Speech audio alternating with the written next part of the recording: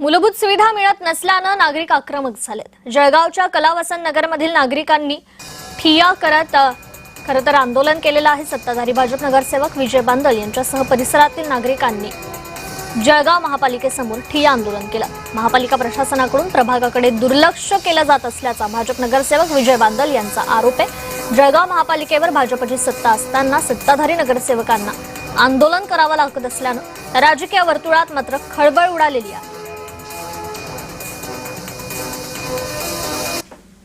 दादा काय सांगणार, या ठिकाणी तुम्ही आंदोलन करता आहात, स्वतः सत्तेत आहात, सत्ताधारी आहात, एक प्रकारचा घरचा आहेर या ठिकाणी दिलेला आहे, तुम्ही काम होत नाही म्हणून काय सांगाल?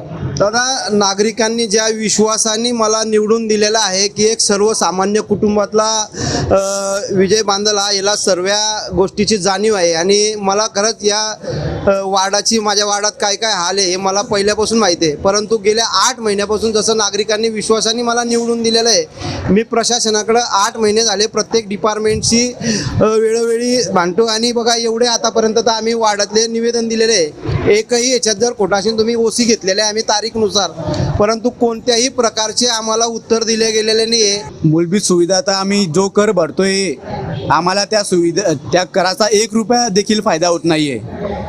मग आम्ही कर का भरावा याचं उत्तर आम्हाला कोण देईल?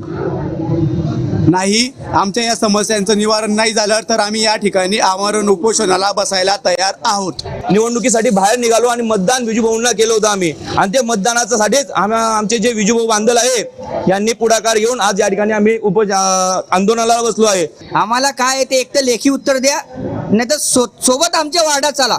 आम्हाला एकच मागणी आहे की आयुक्तांनी आमच्या सोबत, महापौरांनी आमच्या सोबत डायरेक्ट वार्डात यायला पाहिजे आमच्या, आणि स्वतः तिथे जाऊन पाहणी करायला पाहिजे। पाण्याचा समस्या आहे, गटरीची समस्या आहे, रोड तर अजिबात चालायला जागा नाहीये। जुगल पाटील, जय महाराष्ट्र न्यूज, जळगाव।